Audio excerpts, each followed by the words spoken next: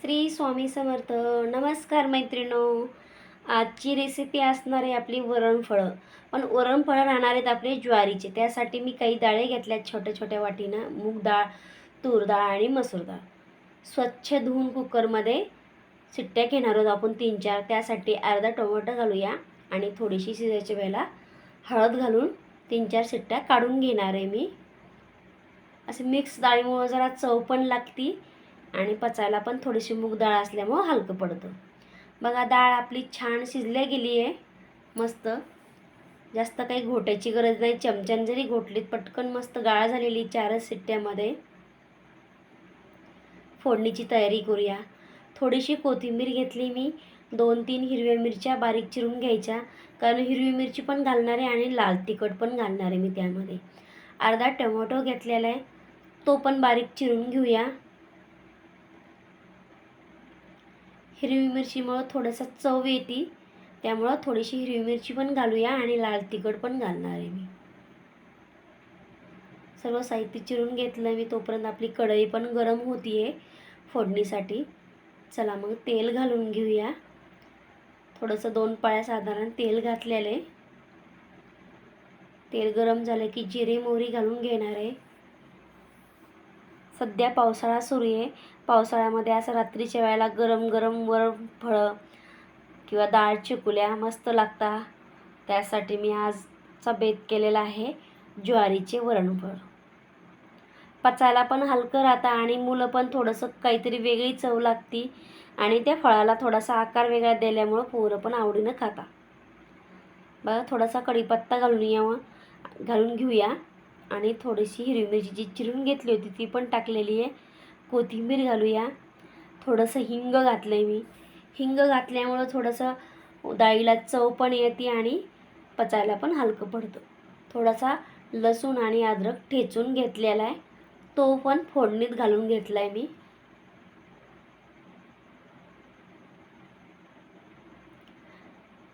लसूण छान मस्त परतला गेला आहे बघा तेलामध्ये.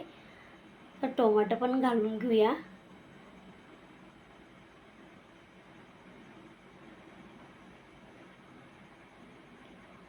छान तेलात मऊ होईपर्यंत त्याला परतून घ्यायचं, कारण आपण डाळीत पण घातलेलं आहे त्यामुळे याच्यामध्ये थोडंच घातलेलं आहे.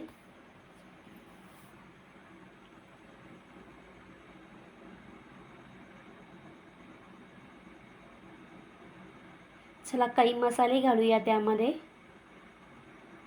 थोडासा गरम मसाला घातला आहे. कांदा लसूण मसाला घालूया थोडासा आणि तुमच्या अगदी आवडीनुसार तिखट घाला याच्यामध्ये.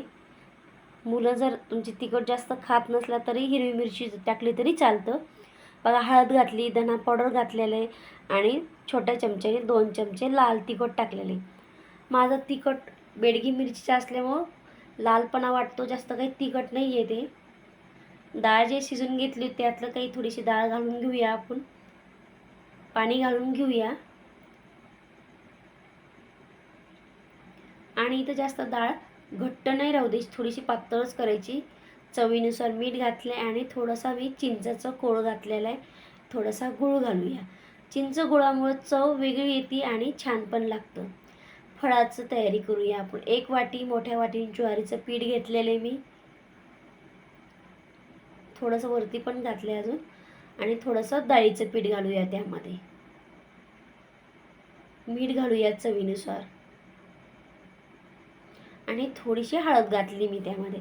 थोडासा कलर फळाला छान येतो ज्वारीच्या, पिवळा पिवळा, त्यामुळं थोडीशी हळद घातलेली त्यामध्ये आणि थोडासा ओवा पण हातावर चोळून टाकलेला आहे मी आणि थोडंसं तेल घातलं आहे बघा त्यामध्ये. पिठामध्ये चोळून घेऊया आणि जसं आपण भाकरी करतो ज्वारीची त्याप्रमाणेच पीठ भिजून घेऊन घ्यायचं. जास्त घट्ट पण नाही आणि जास्त पातळ पण नाही. बघा थोडं थोडं करून मी घट्ट गोळा करून घेते पिठाचा. आणि ज्वारी छान असल्यामुळे चिकटपणा पण भरपूर आहे ज्वारीच्या पिठाला.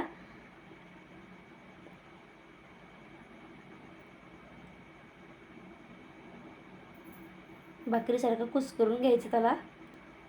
म्हणजे एकजीव होतो आणि चिकटपणा पण येतो छान मस्त. मग असा गोळा तयार करून घेतलेला आहे मी.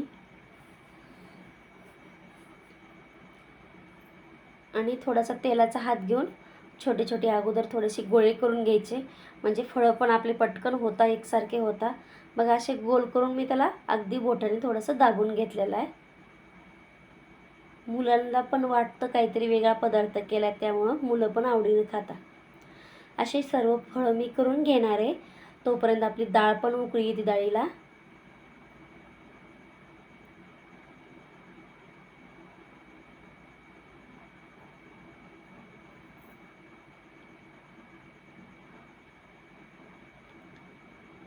पावसाळ्यात असं गरम गरम काहीतरी वेगळे पदार्थ केले तर मुलं पण पटकन आवडीने खाता आणि करायला पण सोपे आहेत. रात्रीचे जेवणाच्या वेळेत भाजीचं टेन्शन राहत नाही, काही नाही. बघा साहित्य पण जास्त काही नाही आहे. घरच्या साहित्यापासून तयार होतं आपलं ज्वारीचं पीठ आणि डाळ.